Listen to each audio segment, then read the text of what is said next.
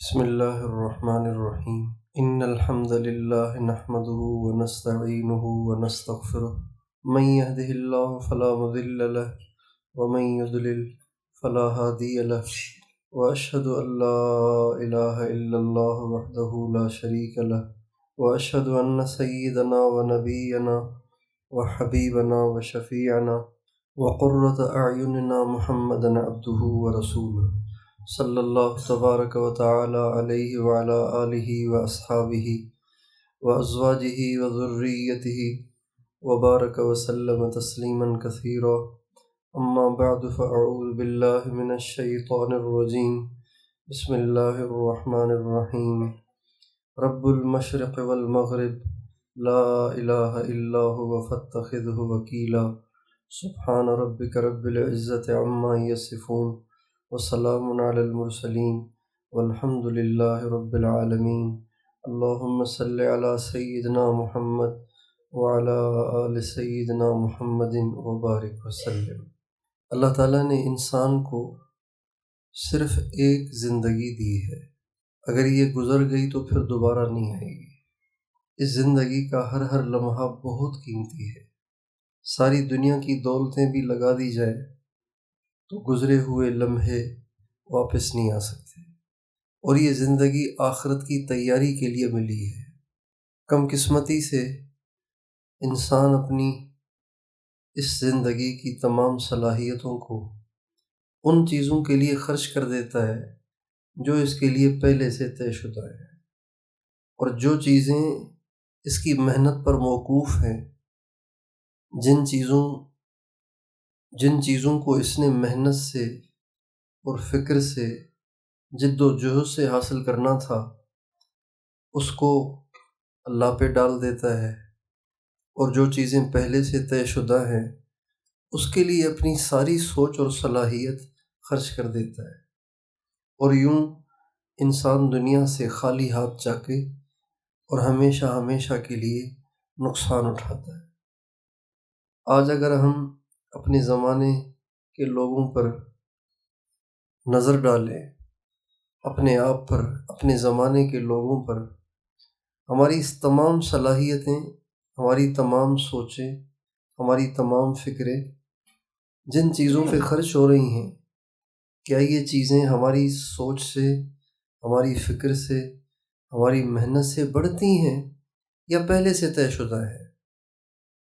اللہ تعالیٰ نے کچھ چیزیں طے کر دی ہیں اور اس کے گھٹنے بڑھنے کا کوئی امکان نہیں۔ کچھ چیزیں ایسی ہیں جس کو ہماری محنت پہ چھوڑ دیا ہے۔ جو چیزیں پہلے سے طے شدہ ہیں ان میں سے ایک تو زندگی ہے۔ یہ زندگی طے شدہ ہے، یہ نہ گھٹتی ہے نہ بڑھتی ہے۔ ہزار حادثے ہوں، اگر زندگی لکھی ہوئی ہے تو انسان نہیں مر سکتا۔ ہزار ہارٹ اٹیک ہوں، زندگی لکھی ہے تو نہیں مرے گا، اور کچھ بھی نہ ہو اور زندگی ختم ہے تو چلا جائے گا۔ اس کی ہزاروں مثالیں ہیں۔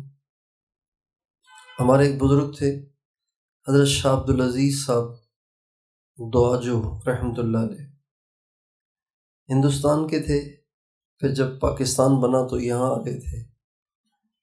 شاہ عبدالعزیز صاحب رحمۃ اللہ علیہ، ان کے پاس ایک شخص آیا، کہنے لگا جی کیا بتاؤں، آج تو میں مرتے مرتے بچا ہوں۔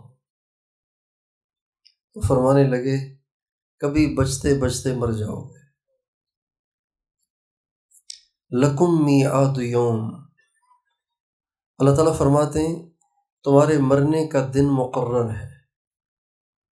لکم میعاد یوم، تمہارا ایک دن طے شدہ ہے، تم نہ اس سے آگے جا سکتے ہو نہ اس سے پہلے مر سکتے ہو۔ جس کے مرنے کا دن پیر طے ہے وہ منگل تک نہیں رہ سکتا۔ جس کے مرنے کا دن پیر طے ہے وہ اتوار کے دن بھی نہیں مر سکتا، اس نے پیری کو مرنا ہے۔ موت کے لیے جوانی بھی شرط نہیں، بڑھاپا شرط نہیں، جوانی میں بھی جا سکتا ہے، بچپنے میں بھی جا سکتا ہے، اور موت کے لیے کسی بہانے کی ضرورت بھی نہیں ہے، بغیر بہانے کے بھی آدمی چلا جاتا ہے۔ ابھی 2 ہفتے پہلے کی بات ہے، میرے ایک رشتے میں ایک بھانجا لگتا تھا، ملازمت کرتا تھا، تو وہ گھر آیا ہوا تھا 2 دن گزارنے چھٹی کے۔ تو بیگم بتاتی ہیں کہ ہمارے یہاں سندھ میں ہر گھر میں جھولا ہوتا ہے جس میں جھولتے ہیں، چھوٹے بھی جھولتے ہیں، بڑے بھی جھولتے ہیں۔ اس جھولے میں آ کے لیٹ رہا اور جب تک ناشتہ آئے تب تک لیٹ گیا۔ تو لیٹ گیا تو گھر والوں نے سمجھا آنکھ لگ گئی، کافی دیر گزر گئی، اٹھا ہی نہیں۔ جب جا کے ہلایا تو وہ جا چکا تھا، اور عمر اس کی 30 سے کچھ اوپر تھی، اور کوئی تکلیف نہیں، کوئی بیماری نہیں، چھوٹے چھوٹے بچے۔ لکم میعاد یوم، تم چاہے کچھ بھی کر لو، وقت مقرر پہ تمہیں جانا پڑے گا۔ ہارون رشید بہت بڑا بادشاہ تھا، بیمار پڑ گیا۔ اپنے زمانے کے بڑے بڑے طبیبوں کو اس نے بلایا اور ان سے کہا چیک کرو کوئی ہے امید۔ تو اس زمانے کے جو حکیم تھے انہوں نے چیک کیا، انہوں نے کہا کہ جی اب تو آپ نہیں بچ سکتے۔ تو کہنے لگا پھر میری قبر کھودو۔ اپنی قبر خود کھدوائی اور اس قبر کے سرانے بیٹھ گیا اور رونے لگا، اور قرآن مجید کی اس آیت کو دہرانے لگا، ما اغنا عنی مالیہ ہلک عنی سلطانیہ۔ ہائے آج میرا مال مجھے کام نہیں آیا، میری بادشاہت نے مجھے کچھ نفع نہ دیا، میں اتنا بڑا بادشاہ ہوں، آدھی دنیا سے زیادہ پر میری حکومت ہے، اور میں اپنے آپ کو نہیں بچا سکتا آج۔ اور یہ حکیم نا امید ہے اور مجھے نا امید کرنے کہ تم نہیں بچ سکتے، حالانکہ میرے پاس اتنی بڑی بادشاہت ہے، مہنگے سے مہنگا میں علاج کر سکتا ہوں، لیکن میں اپنی زندگی نہیں بڑھا سکتا۔ ہماری زندگی کی تمام محنتوں اور کوششوں اور جستجوؤں کا جو محور ہے ان میں سے ایک یہ ہے، زندگی کو بچانا، جبکہ یہ تو طے شدہ ہے۔ ہم اپنی زندگی کو نہ بڑھا سکتے ہیں نہ گھٹا سکتے ہیں۔ ایک دفعہ ہمارے ہاں ایک نوجوان نے خودکشی کر لی، تو اس کا جو بھائی تھا وہ کلاس فیلو تھا میرا، اسکول ہم کٹھے پڑھتے رہے، تو وہ مجھے لے کر گیا۔ تو جب ہم تعزیت کے لیے گئے تو وہ بہت پریشان تھا، کہنے لگا کہ کیا کیا یہ میرے بھائی نے، ابھی اس کے چھوٹے چھوٹے بچے مجھ سے پوچھتے ہیں چاچو بابا کب آئیں گے، بابا کہاں ہیں، میرے پاس کوئی جواب نہیں ہوتا، میں کیا کروں، یہ کیوں کیا اس نے ایسے۔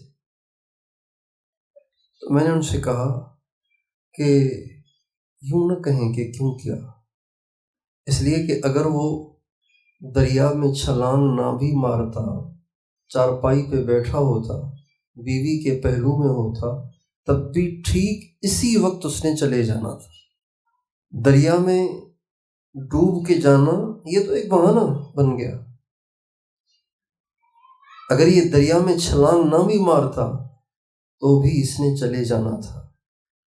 یہ اللہ کے ہاں مجرم اس لیے ہوا کہ اس نے جلدی کی، اگر یہ جلدی نہ کرتا تو ٹھیک اس وقت اس نے چلے جانا تھا۔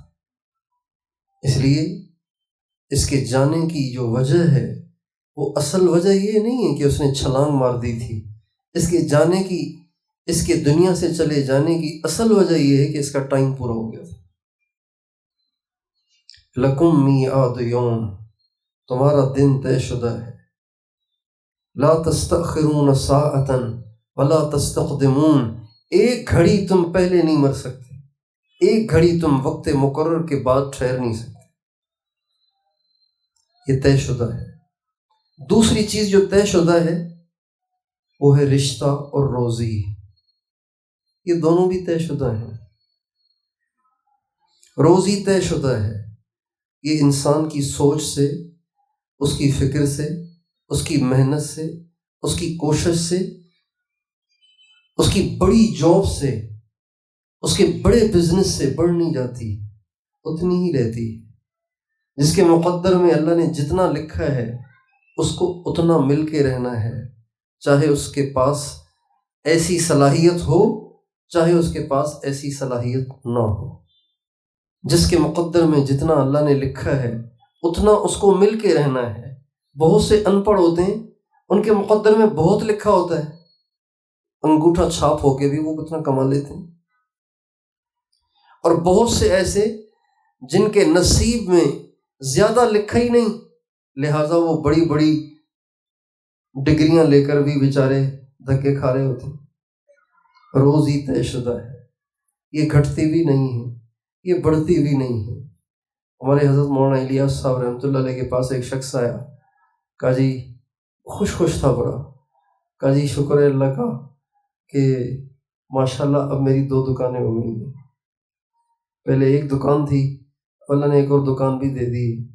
تو حضرت مولانا الیاس صاحب فرمانے لگے مشقت بڑھ گئی، مقدر نہیں بڑھا، 2 دکانوں سے بھی اتنا ہی ملے گا جتنا لکھا ہوا ہے۔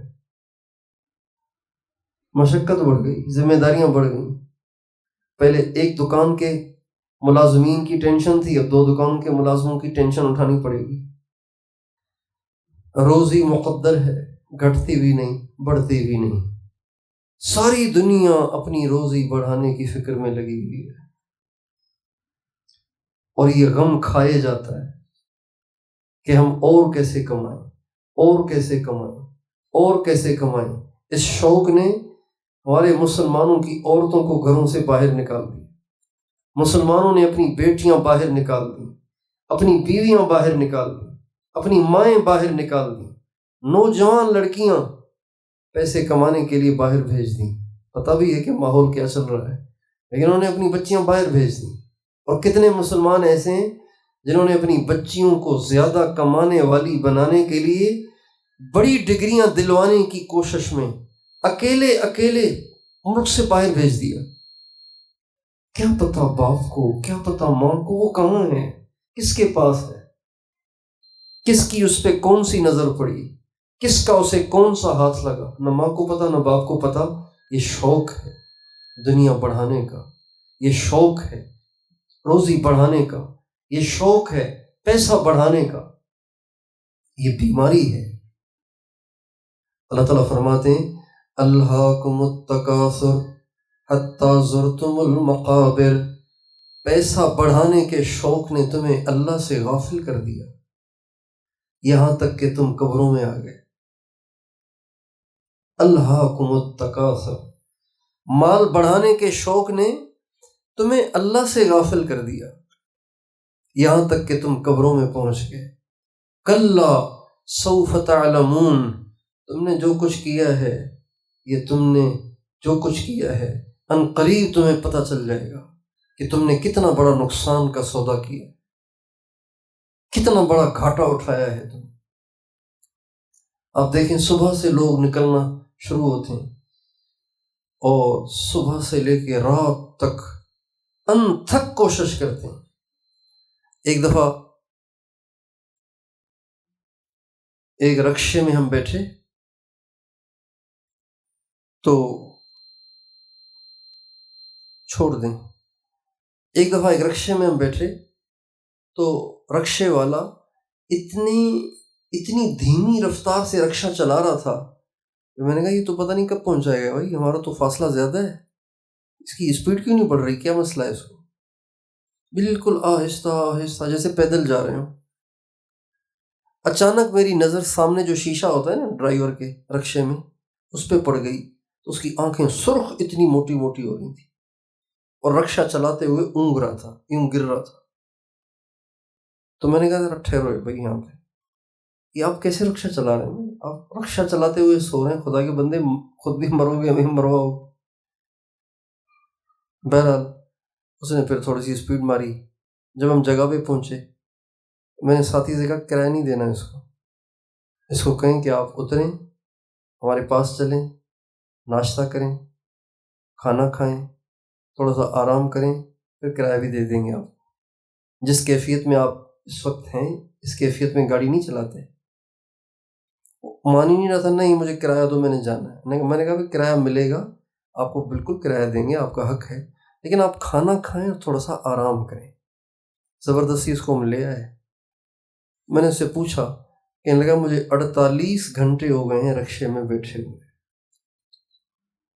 48 گھنٹے ہو گئے رکشے میں بیٹھے ہوئے، میں سویا نہیں، کھایا بھی نہیں، سویا بھی نہیں، 48 گھنٹے ہو گئے رکشے میں بیٹھے ہوئے۔ کیوں؟ کہ جی بچوں کو اسکول میں ڈالا ہے، اس کی فیس مہینہ مکمل ہونے والا ہے، میرے پاس ابھی ہوئی نہیں، اگر میں بغیر سوئے مسلسل رکشہ نہیں چلاؤں گا تو بچوں کو نکال دیں گے۔ الہاکم التکاثر، اور جو آدمی سویا نہیں اس نے نماز پڑھی ہوگی، جس آدمی نے کچھ کھایا نہیں اس نے نماز پڑھی ہوگی۔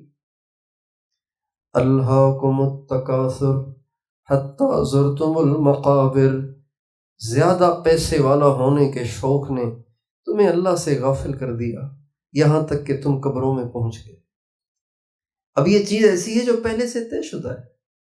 جن کے بچوں کے مقدر میں گوشت ہے وہ بے روزگار ہو کر بھی گوشت کھائیں گے، جن کے مقدر میں پتلی دال ہے ان کے لیے مدرسے میں داخل ہونا ضروری نہیں ہے، وہ یونیورسٹیوں میں پڑھ کے بھی پتلی دال کھائیں گے۔ آج کل تو خیر مدرسوں میں پتلی دال نہیں ہوتی، جس کے مقدر میں جو ہے اس نے وہی کھانا ہے۔ ہمارے ایک دوست سنانے لگے کہ ایک دعوت میں بھی تھا، زرداری صاحب بھی تھے، تو بڑے تام شام قسم قسم کی چیزیں آ رہی تھیں۔ زرداری صاحب کے سامنے جو کھانا رکھا گیا اس کو جو غور سے دیکھا تو وہ بھنڈیاں تھیں، بھنڈیاں، اور اس کے ساتھ کچھ تھوڑی سی پتہ نہیں کون سی روٹی تھی، ایک چھوٹی سی روٹی اور تھوڑی سی بھنڈی، اور بس۔ تو ان کا زرداری صاحب یہ اتنے سارے طعام اور آپ کے سامنے اتنی سی بھنڈی، کہنے لگے میں اس کے سوا کچھ کھا ہی نہیں سکتا، یہ مرغ چرغ اور یہ قورمے اور کڑھائیاں یہ ہم نہیں کھا سکتے۔ مقدر طے ہے، یہ بڑھتا نہیں ہے، اس کے لیے زیادہ ٹینشن لینا، اپنے آپ کو حد درجہ تھکانا، یہ اللہ کو بہت ناپسند ہے۔ اللہ کو پسند کیا ہے؟ اللہ کو پسند یہ کہ تھوڑی سی کوشش کرے، باقی اللہ پہ ڈال دے۔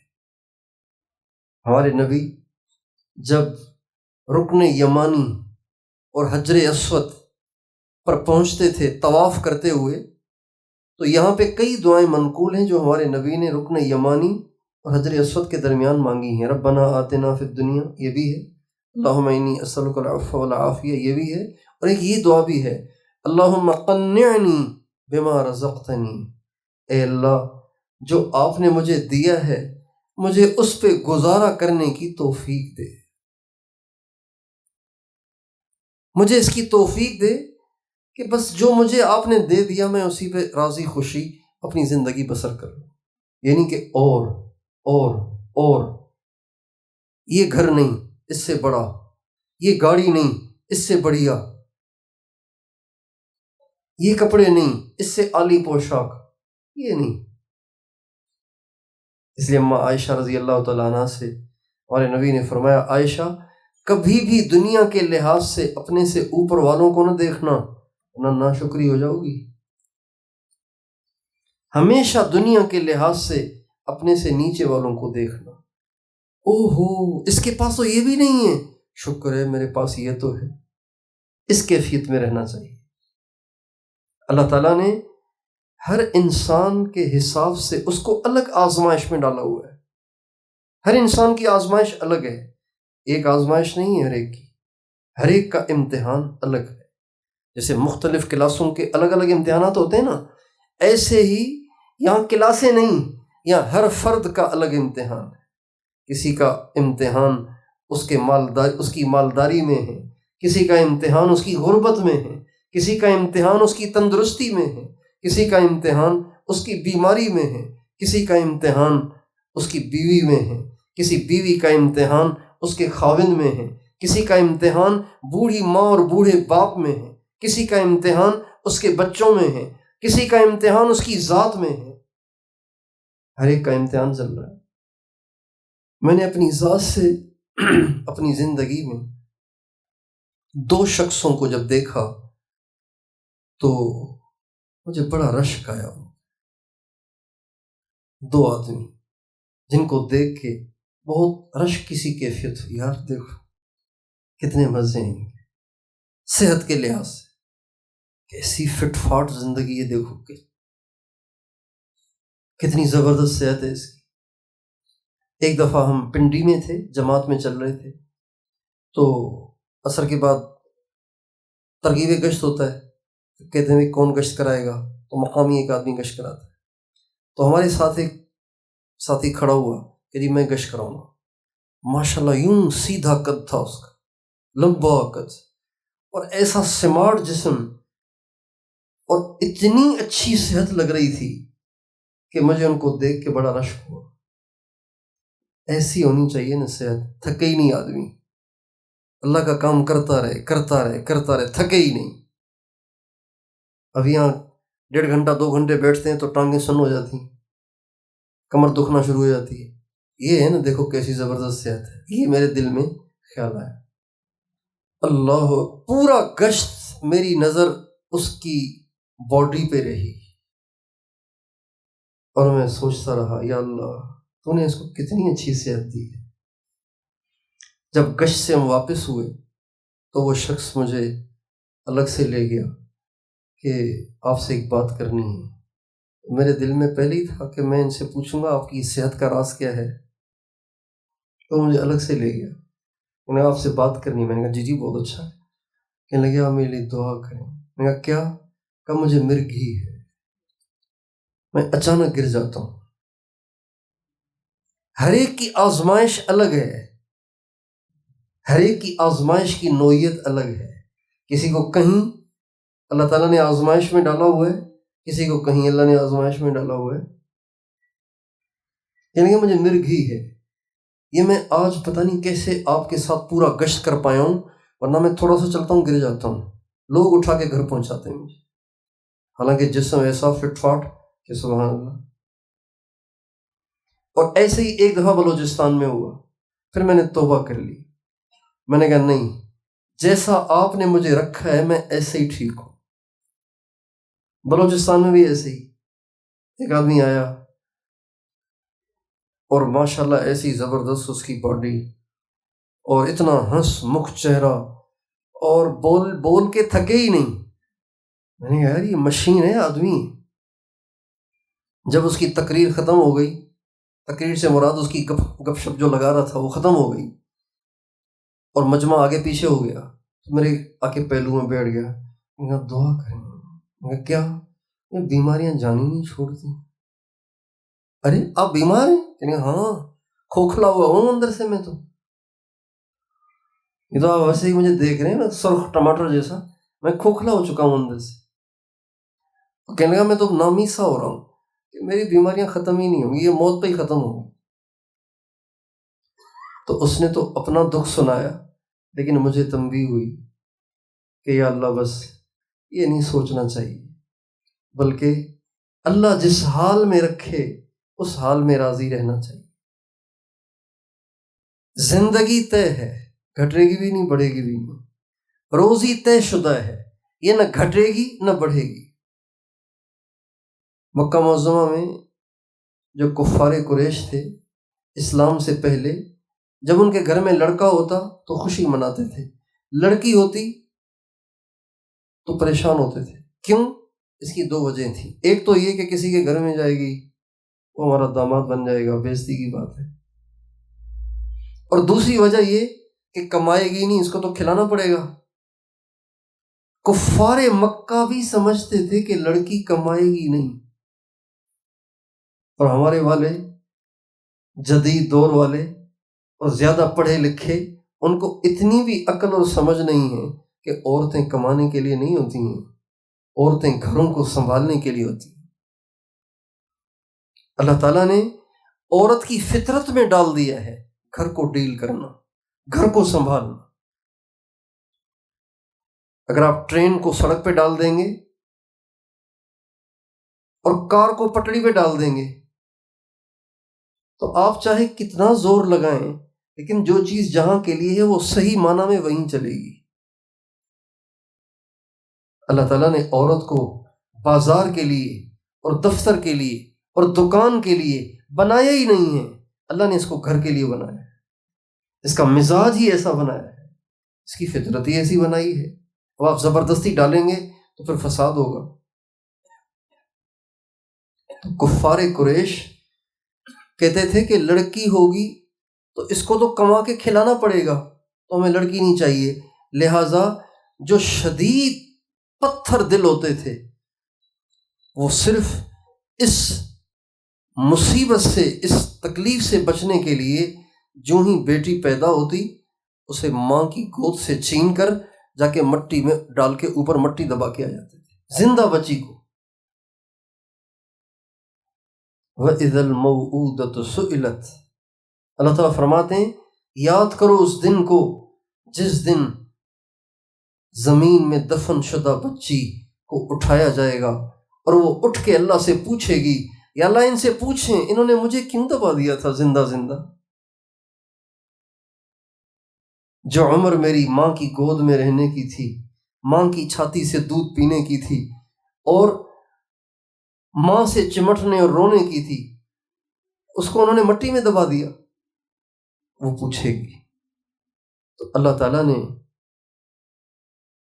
جب ہمارے نبی تشریف لائے، قرآن مجید آیا تو اللہ تعالیٰ نے فرمایا لا تقتلوا اولادکم خشیۃ املاق، اپنے بچوں کو اس وجہ سے قتل مت کرو کہ تمہارے پاس ان کو پالنے کی گنجائش نہیں ہے، نحن نرزقکم وایاہم، تمہیں بھی تو دے رہے ہیں ان کو بھی دیں گے ہم، تم نے نہیں دینا ان کو، ہم نے دینا ہے، ان کی روزی تمہارے ذمے نہیں ہے ہمارے ذمے ہے۔ ہم لوگ ایک افریقہ کے ملک میں چل رہے تھے تو ایک نوجوان مسلمان ہوا،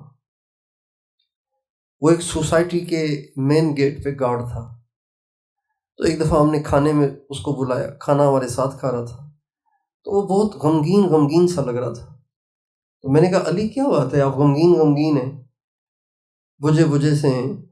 کہنے لگے جی بس آج نا میرے گھر میں لڑکا ہوا ہے۔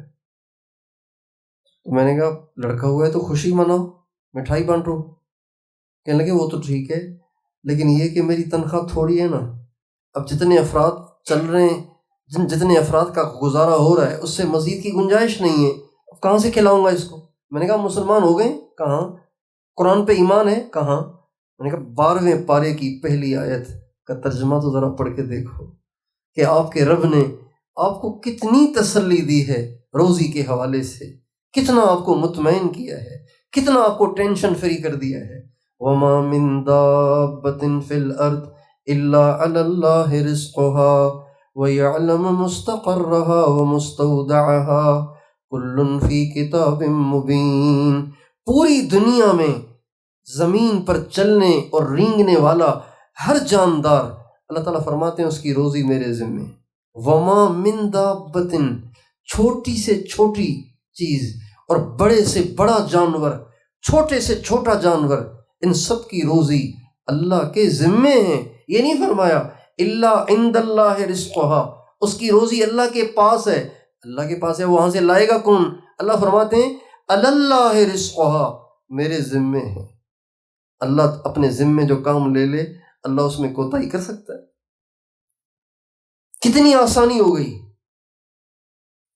وَمَا مِن دَابَّةٍ فِي الْأَرْضِ إِلَّا عَلَى اللَّهِ رِزْقُهَا وَيَعْلَمُ مُسْتَقَرَّهَا وَمُسْتَوْدَعَهَا كُلٌّ فِي كِتَابٍ مُبِينٍ، زمین پہ چلنے والے ہر چھوٹے سے چھوٹے اور بڑے سے بڑے جانور کی روزی، جاندار کی روزی اللہ کے ذمے ہیں۔ اللہ تعالیٰ فرماتے ہیں مجھے یہ بھی پتہ ہے وہ کہاں ہے، میں نے اس کو وہاں پہنچانی، یہ نہیں بلوانا نہیں ہے اس کو آؤ جی لینے کے لیے، اللہ کو سب پتہ ہے۔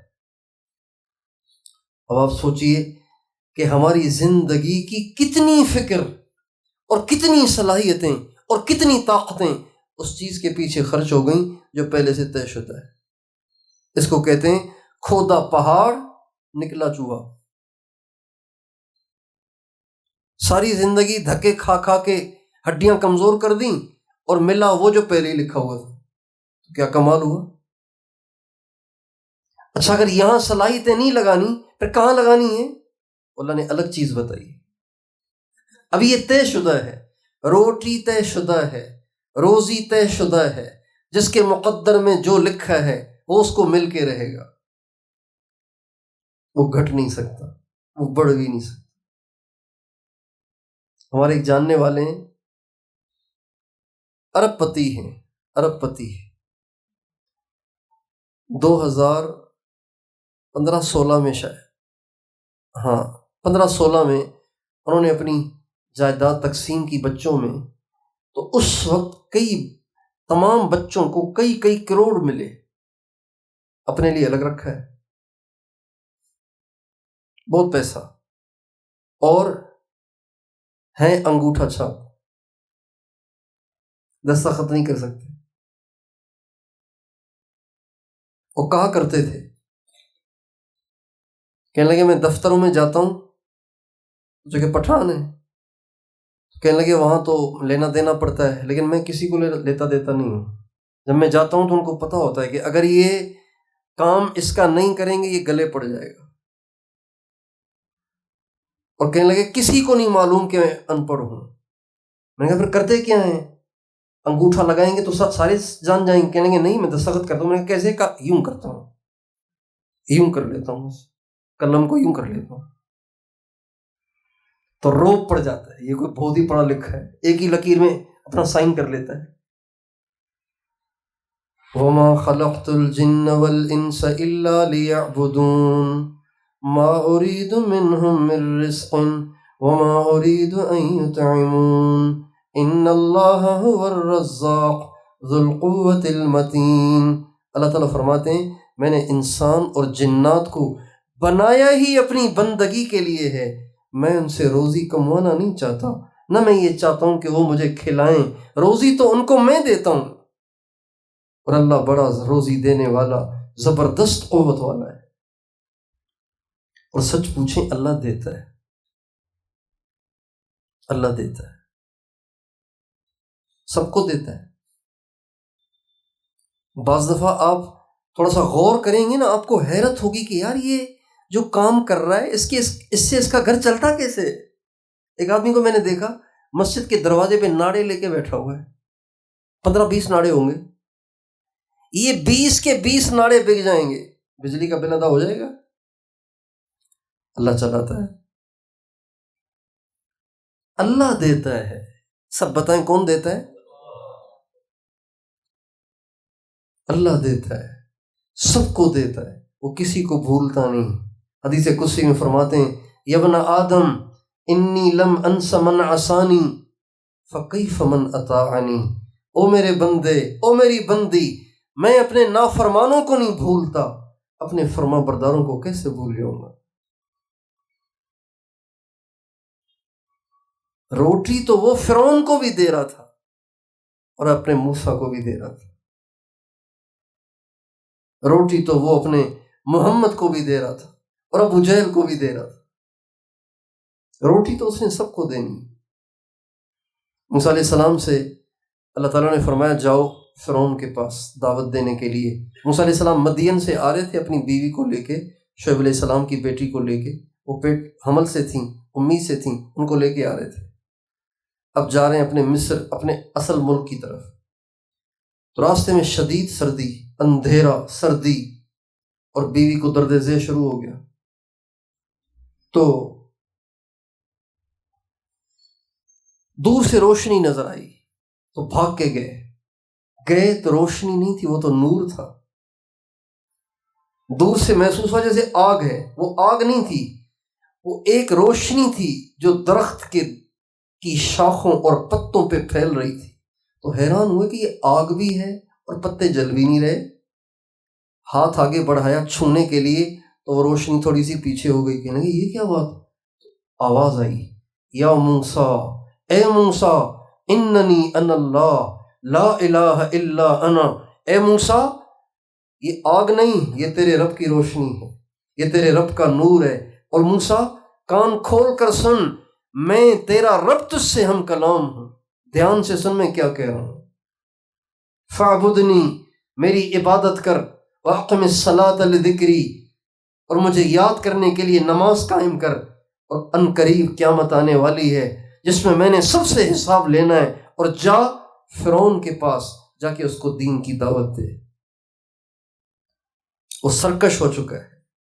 اذهب الى فرعون انه طغى فقل هل لك الى ان تزكى واهديك الى ربك فتخشى فاراه الايه الكبرى فكذب وعصى ثم ادبر يسعى فحشر فنادى فقال انا ربكم الاعلى فاخذه الله نكال الاخره والاولى ان فی ذلک لعبرۃ لمن یخشی۔ جاؤ فرعون کے پاس۔ موسیٰ علیہ السلام کے جی میں آئی، بیوی درد ذہ میں پڑی ہوئی ہے، میں تو آگ ڈھونڈنے آیا تھا۔ اللہ تعالیٰ فرمانے فرعون کے پاس جاؤ تو پیچھے کیا ہوگا؟ تو اللہ تعالیٰ نے فرمایا تیرے ہاتھ میں کیا؟ کہا جی لاٹھی۔ کا مارو اس پتھر پہ۔ پتھر پہ ماری تو وہ پتھر ٹوٹ گیا۔ اندر سے ایک اور پتھر نکلا، جیسے اخروٹ سے مغز نکلتا ہے نا، ایک اور پتھر نکلا۔ فرمایا اس پہ بھی مارو، اس پہ بھی ماری تو وہ بھی ٹوٹ گیا۔ ایک اور پتھر نکلا، فرمایا اس پہ بھی مارو۔ جب تیسرا پتھر ٹوٹا، فانشقت اندودۃ کالذرہ، جب وہ تیسرا پتھر ٹوٹا تو اس میں ایک چھوٹا سا کیڑا بیٹھا ہوا تھا۔ کتنا؟ کون سا کیڑا؟ ایسا کیڑا جیسے سفید چونٹی ہوتی ہے نا، ایک چونٹی ہوتی ہے کالی، وہ تھوڑی سی بڑے سائز کی ہوتی ہے، ایک چونٹی ہوتی ہے سفید ہلکی سی گلابی رنگ کی، وہ تو بہت چھوٹی ہوتی ہے، کاٹتی ہے تو خوب کاٹتی ہے اور پتہ بھی نہیں چلتا کہاں ہے۔ اس کو کہتے ہیں ذرہ، عربی میں اس کو ذرہ کہتے ہیں۔ تو تیسرا پتھر جو ٹوٹا تو اندر سے ایک چونٹی نکلی اور اندر سے ایک کیڑا نکلا جو سفید چونٹی جیسا تھا۔ اللہ تعالیٰ نے موسیٰ علیہ السلام کی بصارت تیز کر دی۔ موسیٰ علیہ السلام نے دیکھا کہ وہ چھوٹا سا کیڑا، اس کے منہ میں کوئی غذا ہے اور وہ اس کو چبا رہا ہے۔ موسیٰ علیہ السلام سے اللہ تعالیٰ نے فرمایا موسیٰ کان لگا کے سن، یہ کیڑا کیا کہہ رہا ہے۔ موسیٰ علیہ السلام نے کان جو لگایا تو وہ کیڑا کہہ رہا تھا سبحان من یرانی ویسمع کلامی ویرزقنی ولا ینسانی۔ اے اللہ تو کتنا پاک ہے جو مجھے یاد رکھتا ہے، مجھے کبھی بھولتا نہیں ہے۔ اے اللہ تجھے میری جگہ کا بھی علم ہے، اور اے اللہ تو مجھے روزی دیتا ہے، کبھی تو نے میری روزی بند نہیں کی۔ جتنا انسان اللہ سے بدگمانی کرے گا اتنا پریشان ہوگا، اتنی اس کی محنت بڑھے گی، اور جتنا اللہ پہ اطمینان کرے گا، اس کے خزانوں پہ اطمینان کرے گا، اس کے وعدوں پہ اطمینان کرے گا، اتنی اللہ اس کے لیے آسانیاں پیدا کرے گا۔ اللہ کو یہ بات پسند ہے کہ بندے کا دل اللہ پاک کی قدرت پر، اس کی عظمت پر، اس کے خزانوں پر مطمئن ہو، یہ اللہ کو پسند ہے۔ اللہ تعالیٰ اپنے نبی سے فرماتے ہیں وَتَوَكَّلْ عَلَى الْحَيِّ الَّذِي لَا يَمُوتُ، اے نبی بھروسہ کر اس ذات پر جو ہمیشہ زندہ ہے، کبھی نہیں مرے گا۔ جوان بیٹے پہ بھروسہ نہیں کر سکتے، ہو سکتا ہے مر جائے۔ باپ پہ بھروسہ نہیں کر سکتے، مر سکتا ہے۔ کسی پہ بھروسہ نہیں کر سکتے۔ اللہ فرماتے ہیں اس ذات پہ بھروسہ کر جو زندہ ہے، جس نے مرنا نہیں۔ وَتَوَكَّلْ عَلَى الْحَيِّ الَّذِي لَا يَمُوتُ، بھروسہ کر اس ذات پر جو ہمیشہ زندہ رہے گا، قائم رہے گا، کبھی اسے موت نہیں آئے گی۔ وَعَلَى اللَّهِ فَلْيَتَوَكَّلِ الْمُؤْمِنُونَ، اللہ ہی پر ایمان والوں کو بھروسہ کرنا چاہیے، اپنی ذات پر نہیں، اپنی جیب پر نہیں، اپنے بینک بیلنس پر نہیں، اپنے بزنس پر نہیں، اپنی ملازمت پر نہیں، کسی چیز پہ بھروسہ نہیں ہونا چاہیے۔ بھروسہ ہو اللہ پر، اللہ دے گا، اللہ دے گا۔ وہ کہاں سے دے گا وہ جانے، میرا تھوڑی کام ہے یہ کہ میں اسٹرو میں لگوں کہاں سے دے گا، کہاں سے دے گا، کہاں، اس کی مرضی جہاں سے دے۔ مجھے روزی سے مطلب، مجھے اس سے تو کوئی مطلب نہیں کہ کہاں سے دے گا۔ آج انسانوں کے کہے پہ بھروسہ ہوتا ہے، اللہ کے کہے پہ ہمیں بھروسہ نہیں ہوتا۔ انسانوں کے کہے پہ اطمینان ہو جاتا ہے، اللہ کے کہے پہ اطمینان نہیں ہوتا۔ حضرت بایزید بستامی رحمۃ اللہ علیہ ایک دفعہ جا رہے تھے تو راستے میں کہیں نماز پڑھنے کا موقع ملا، نماز پڑھی پیچھے، تو کسی مسجد میں کسی امام کے پیچھے نماز پڑھ کے فارغ ہوئے تو امام صاحب نے دیکھا، ملنے کے لیے آیا، ماشاء اللہ کہاں سے فلاں، ماشاء اللہ کیا کام کاج کرتے ہیں؟ کہا جی بس اللہ کھلاتا ہے، اللہ دیتا ہے۔ کہا آخر کچھ تو ہوگا نا، آخر اللہ کوئی برسائے گا تو نہیں نا، آخر کہیں سے تو دے گا نا۔ تو کہ ٹھہرے ذرا، پہلے میں نماز تو دوہرا لوں، تیرے جیسے کہ پیچھے میں نے نماز پڑھی ہے، نماز تو پہلے دوہرا لوں۔ تجھے سمجھ ہی نہیں آ رہا کہ اللہ کیسے دیتا ہے؟ اللہ دیتا ہے، اس کی مرضی جیسے چاہے دے۔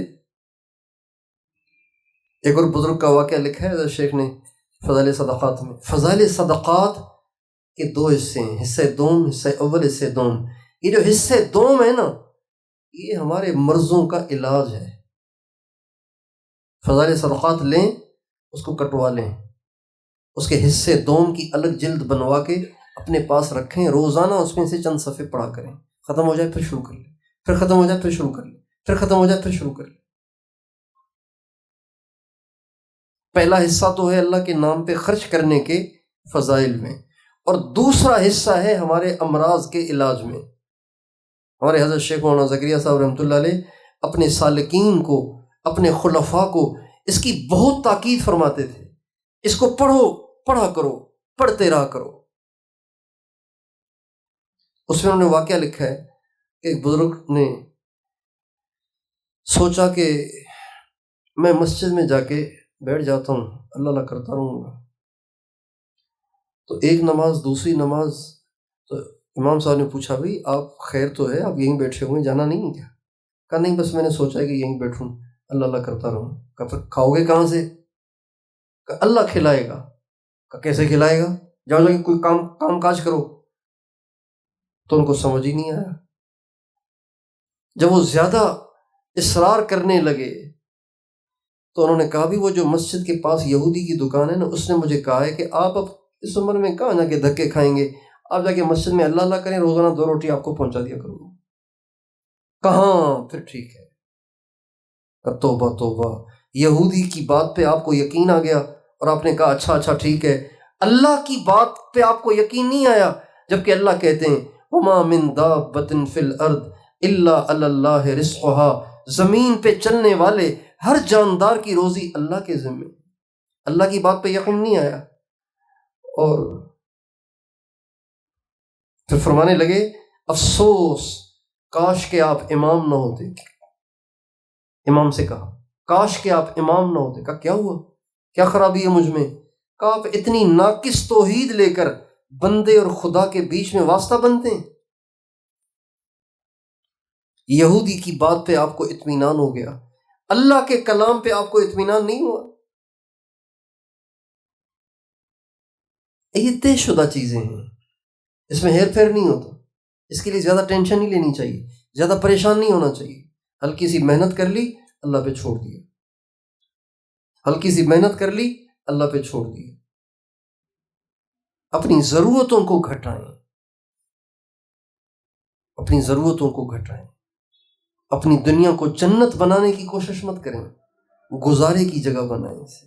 ہمارے نبی چٹائی پہ لیٹے ہوئے ہیں، نرم گدے کی پیشکش ہو رہی، آپ فرمانے نہیں، چٹائی ٹھیک ہے، ہمیشہ نہیں رہنا۔ ساری رات آپ سو نہیں پائے، نیند بھوک کی وجہ سے۔ اما عائشہ نے کہا حضور روٹی تو مانگے اللہ سے، فرمایا نہیں، گزارا کرنا ہے۔ مجھ سے پہلے نبیوں پہ اس سے بڑی آزمائش آئی، انہوں نے صبر کیا۔ میں نہیں چاہتا کہ آج اللہ سے روٹی مانگ کر میں اپنے صبر کو توڑ دوں اور قیامت کے دن میں دوسرے نبیوں سے پیچھے رہ جاؤں۔ حالانکہ آپ کی سبقت اور آپ کی سب پر بلندی اور آپ کی سب پر فضیلت وہ تو ازل سے طے شدہ ہے۔ یہ طے شدہ چیزیں ہیں۔ اس پہ بھروسہ کرنا چاہیے۔ تیسری چیز جو طے شدہ ہے وہ ہے رشتہ۔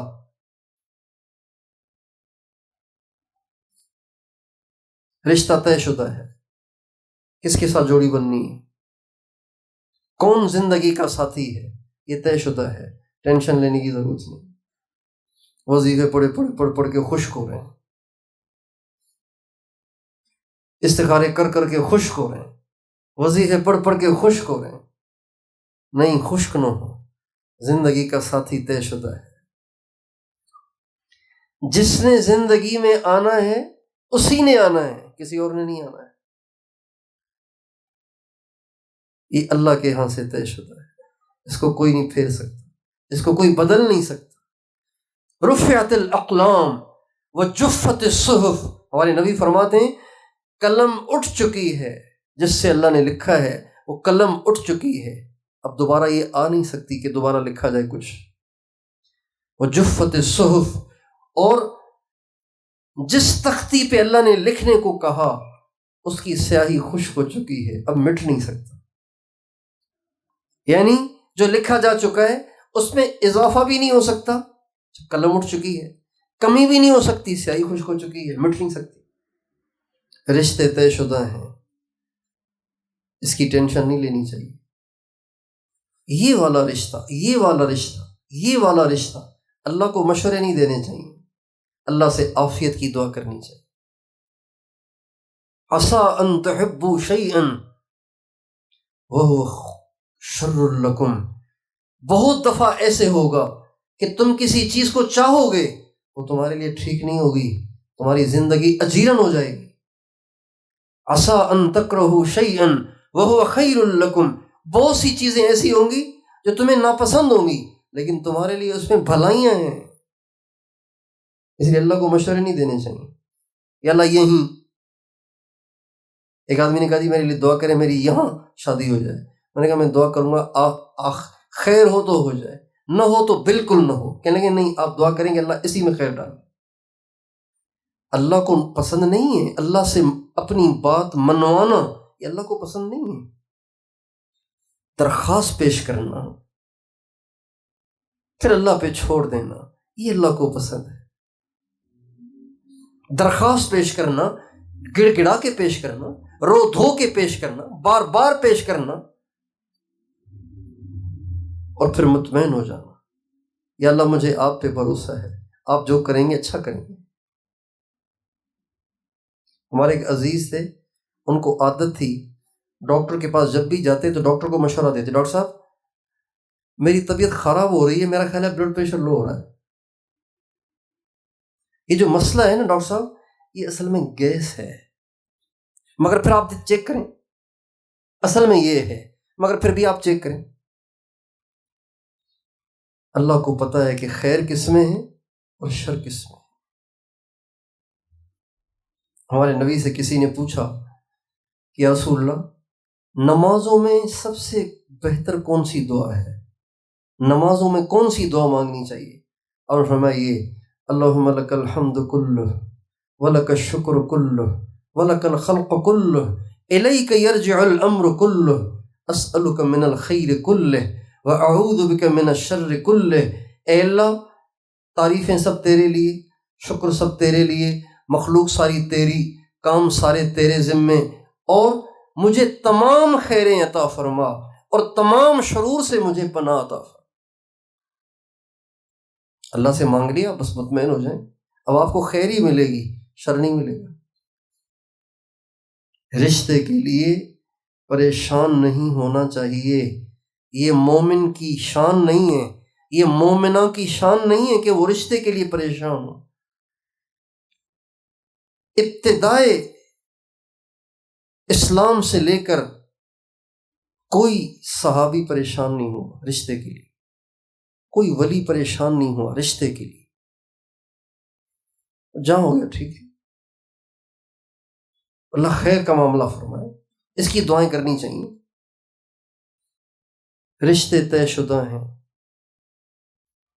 روزی طے شدہ ہے، زندگی طے شدہ ہے، اپنی صلاحیتیں، اپنی سوچ اور فکر کو ان طے شدہ چیزوں پہ کھپا کے خالی ہاتھ دنیا سے چلے جانا یہ کوئی سمجھداری نہیں ہے، حماقت ہے۔ محنت کس چیز کی کرنی چاہیے؟ کوشش کس چیز کی کرنی چاہیے؟ جد و جہد اور جستجو کس چیز کی کرنی چاہیے؟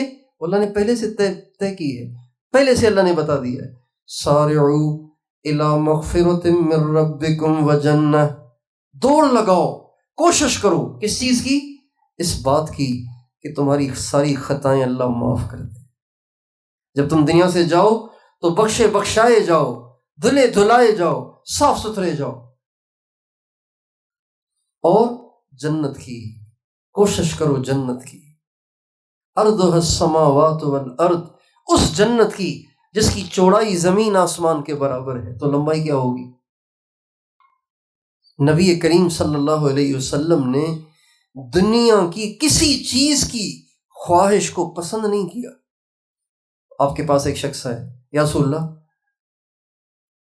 ایک عورت آئی، یا رسول اللہ مجھے دورے پڑتے ہیں، میرے گھی کے دورے پڑتے ہوں گے، مجھے دورے پڑتے ہیں، میں ننگی ہو جاتی ہوں، بڑی شرمندگی ہوتی ہے، مجھے بڑی تکلیف ہے، آپ دعا فرما دیں اللہ تعالیٰ مجھے صحت دے۔ آپ نے فرمایا کہو تو اس بیماری سے نجات کی دعا دے دوں، اور کہو تو صبر کرو پھر جنت کی دعا دے دوں؟ کہا جی یا رسول اللہ مجھے ساری زندگی دورے منظور ہیں، آپ جنت کی دعا دے دیں۔ ہمارے نبی نے ہمیشہ جب بھی کسی مصیبت زدہ نے آپ سے دعا کی درخواست کی، آپ اکثر فرمایا کرتے تھے صبر کرو تو جنت کی دعا کر دیتا ہوں، کہو تو یہ کر دیتا ہوں۔ ایک شخص آئے، یا رسول اللہ میں نابینا ہوں، مجھے بڑی تکلیف ہوتی ہے، تو آپ میرے لیے دعا کریں۔ فرمایا کہو صبر کر لو تو جنت کی دعا کر دیتا ہوں۔ کہا جی دعا بھی کر دیں اور جنت کی دعا بھی کر دیں اور بینائی کی دعا بھی کر دیں، مجھے تکلیف ہے، میں مسجد میں جاتا ہوں مجھے بڑی پریشانی ہوتی ہے، کبھی کوئی ہوتا ہے کبھی کوئی نہیں ہوتا، یہ انہوں نے کہا، کبھی کوئی لے جانے والا ہوتا ہے کبھی نہیں ہوتا، تو آپ جنت کی دعا بھی کر دیجیے گا لیکن یہ بھی کر دیں۔ آپ نے کر دی دعا، وہ ٹھیک ہو گئے۔ لیکن ہمارے نبی کی منشا یہ ہوتی تھی کہ صبر کر لے، بھگت لے، سہ لے، مزے جنت میں کریں گے۔ اپنی بیٹی سے فرمایا جب کئی دن کی بھوک سے ماری سب سے پیاری بیٹی حضرت فاطمہ کچھ لینے کے لیے باپ کے دروازے پہ آئیں، تو آپ نے فرمایا بیٹی تیرے باپ کے گھر میں 1 مہینے سے چولہا نہیں جلا، تیرے باپ کے گھر میں 1 مہینے سے کچھ نہیں ہے۔ ابھی کسی نے بکریاں بھیجی ہیں، کہو تو 5 بکریاں دے دوں، کہو تو 5 کلمات سکھا دوں، بولو کیا چاہیے؟ ایک حضرت علی، ایک حضرت فاطمہ، ایک حضرت حسن، ایک حضرت حسین، ایک گھر کا خادم، 5 بکریاں، تاکہ 5 اس کے دودھ پہ گزارا کریں، یا 5 کلمات سکھا دوں۔ تو ہائے حضرت فاطمہ فرمانے لگیں ابو آپ بکریاں چھوڑے مجھے کلمات سکھا دیں۔ بھیجا حضرت علی نے تھا۔ جب یہ 5 کلمات یاد کر کے وہاں پہنچی، حضرت علی نے کہا کیا ہوا؟ ماں وراءکی، کیا لائی ہو، کیا ہوا پیچھے؟ تو کہنے لگیں گئی تھی دنیا لینے کے لیے، آخرت کو لے کے آئی ہوں۔ تو فرمانے لگے خیر ایام کی، آج کا دن تیری زندگی کا سب سے بہترین دن ہے کہ تو گھٹیا چیز لینے گئی تھی بڑھیا چیز لے کے آئی۔ یہ اگر مزاج بن جائے نا تو زندگی بھائیوں بڑی پرسکون ہو جائے گی۔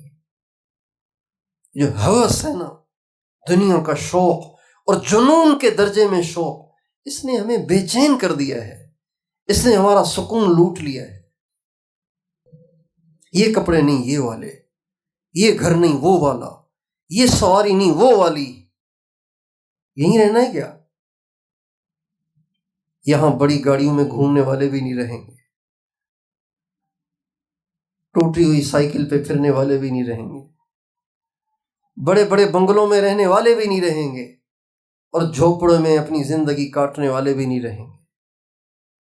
سب نے جانا ہے، سب نے مرنا ہے۔ اپنی ساری صلاحیتیں آخرت کے بنانے اور سنوارنے پہ خرچ کرنی ہے، ہمیں اللہ اور اس کے رسول کو راضی کرنے میں خرچ کرنی ہے، باقی دنیا میں گزارا کرنا ہے۔ یہ چیزیں پہلے سے طے شدہ ہیں، اس کی زیادہ ٹینشن نہیں لینی۔ تیار ہیں؟ اگر یوں زندگی گزاریں گے تو دین پہ چلنا آسان ہو جائے گا۔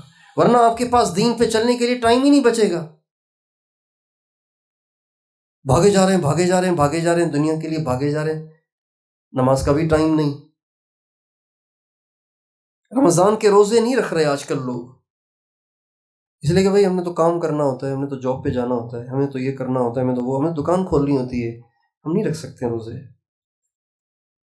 اتنی دوڑ، اتنا شوق، اتنی ہوس.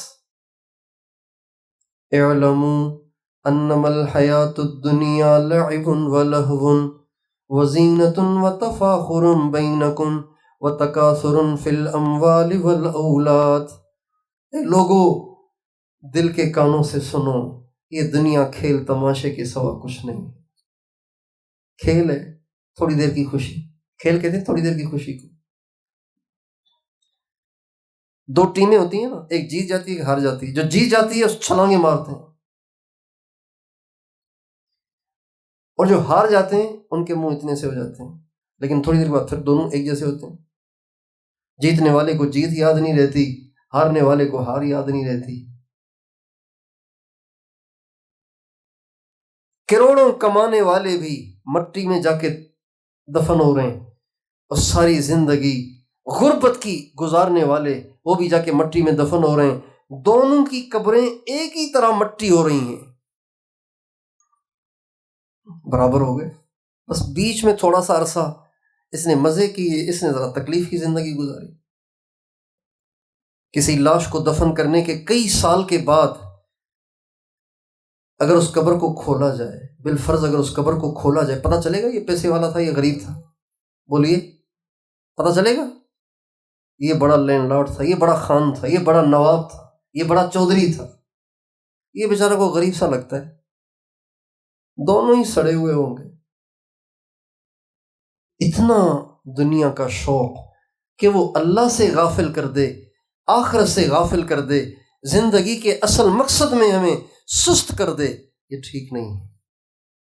اس سے ہم توبہ کریں، گزارے کی زندگی گزاریں، اور اپنی ساری صلاحیتیں دنیا کے پیچھے خرچ کرنے والوں کو خوش قسمت نہ سمجھیں. ان کو ان بچوں کی طرح سمجھیں جو بچے اپنی ساری صلاحیتیں کھیل پہ لگا دیتے ہیں اور پیپر کی تیاری نہیں کرتے، اور پھر فیل ہوتے ہیں اور پھر روتے ہیں. دنیا کی دوڑ لگانے والے اور دنیا کے پیچھے سب کچھ لگانے والے، اپنی ساری صلاحیتیں دنیا کو حاصل کرنے پہ خرچ کرنے والے، یہ کوئی سمجھدار لوگ تھوڑے ہی ہیں. یہ پرلے درجے کے بے وقوف ہیں، پرلے درجے کے احمق. سمجھدار کون ہے؟ جب دنیا سے جا رہے تھے تو اللہ ان سے راضی تھا، مزے ہو گئے نا ان کے. یہاں کے تو دن گزرنے تھے وہ گزر گئے. اب جو ہمیشہ ہمیشہ کی زندگی ہے وہ اللہ سے وابستہ ہے، اللہ ان سے راضی ہے. اب ان کو لینے کے لیے ہزاروں فرشتے آئیں گے، سینکڑوں فرشتے آئیں گے، پورے پروٹوکول کے ساتھ ان کو اللہ کے پاس لے جائیں گے، اور پھر ان کی قبر کو جنت کا باغ بنا دیا جائے گا، جنت کی کھڑکیاں کھول دی جائیں گی، اور ان کی روح کو علیین میں رکھا جائے گا. مزے کریں گے، حضور سے ملاقات ہوگی، صحابہ سے ملاقات ہوگی. ایمان والے کی، ایمان والی کی، ایمان والے کی، ایمان والی کی مرنے کے بعد اللہ کے حبیب سے ملاقات ہوتی ہے. ہاں ہوتی ہے، سب کی ہوتی ہے. ایمان والے کی، ایمان والی کی ملاقات ہوتی ہے. اس کی محبت کے بقدر جتنی محبت زیادہ ہوگی اتنی ملاقات جلدی ہوگی. جس کو حضور اکرم صلی اللہ علیہ وسلم کی محبت پوری کائنات میں سب سے زیادہ ہے، اس کی پہلی ملاقات حضور سے ہی ہوگی. اس لیے کہ اللہ بندے کو خوش کرنا چاہتا ہے نا، اللہ تعالیٰ بندے اور بندی کو خوش کرنا چاہتا ہے، چونکہ مزدوری تو کر لی اب اس نے، اب اس کو انعام دینا ہے. اب جس چیز سے اس کو زیادہ خوشی ہوگی وہی کیا جائے گا نا. اب اس کو خوشی ہوگی زیادہ اپنی امی سے ملنے سے، امی پہلے گئی ہیں، ان سے سب سے زیادہ محبت تھی، امی سے ملوایا جائے گا، ابو سے ملوایا جائے گا. بیٹوں سے، بھائیوں سے، بہنوں سے ملوایا جائے گا جن سے مل کے اس کو زیادہ خوشی ہوگی، اور جس کو خوشی سب سے پہلے حضور سے ملنے سے ہوگی اس کو اللہ حضور سے ملوائیں گے۔ وَلَكُمْ فِيهَا مَا تَشْتَهِي أَنفُسُكُمْ وَلَكُمْ فِيهَا مَا تَدَّعُونَ، تم جو چاہو گے وہ بھی ہوگا، جو مانگو گے وہ بھی دیا جائے گا۔ الْيَوْمَ أَلْقَى الْأَحِبَّةَ مُحَمَّدًا وَحِزْبَهُ، حضرت بلال دنیا سے جاتے وقت کہہ رہے ہیں الْيَوْمَ أَلْقَى الْأَحِبَّةَ مُحَمَّدًا وَحِزْبَهُ، جانے دو مجھے آج میری حضور سے ملاقات ہونی ہے۔ حضرت عمار بھی کہہ رہے ہیں الْيَوْمَ أَلْقَى الْأَحِبَّةَ مُحَمَّدًا وَحِزْبَهُ، آج حضور سے ملاقات ہونی ہے۔ جنگ صفین میں جب تھک کے ایک جگہ بیٹھے اور پانی مانگا تو کسی نے دودھ پیش کر دیا، تو دودھ لیتے ہی فرمانے لگے واہ واہ واہ واہ، الْيَوْمَ أَلْقَى الْأَحِبَّةَ مُحَمَّدًا وَحِزْبَهُ، میرے محبوب نے مجھ سے وعدہ کیا تھا کہ عمار تیرا زندگی کا آخری دن وہ ہوگا کہ تو میدان جنگ میں ہوگا اور تو پانی مانگے گا اور تجھے دودھ دیا جائے گا۔ میں نے مانگا پانی تھا، دودھ دیا گیا، بس یہی وہ دن ہے۔ واہ واہ، آج محمد سے ملاقات ہوگی، ان کی جماعت سے ملاقات ہوگی علیہ السلام۔ اللہ تعالی ہمیں بھی اتنی تیاری کی توفیق دے کہ جب ہم جائیں تو اللہ اور اس کا نبی ہم سے راضی ہو، یہ کامیابی ہے۔ باقی جو کمایا بنایا وہ سب یہیں رہے گا، بعد والوں کے پاس رہے گا، ان کے پاس بھی نہیں رہے گا، وہ بھی کسی اور کو دے کے چلے جائیں گے۔ تو اپنی زندگی اس سوچ کے ساتھ، اس ذہن کے ساتھ، اس انداز کے ساتھ ہمیں اب گزارنی ہے۔ تیار ہیں انشاءاللہ؟ اللہ تعالی ہم سب کو توفیق عطا فرمائے۔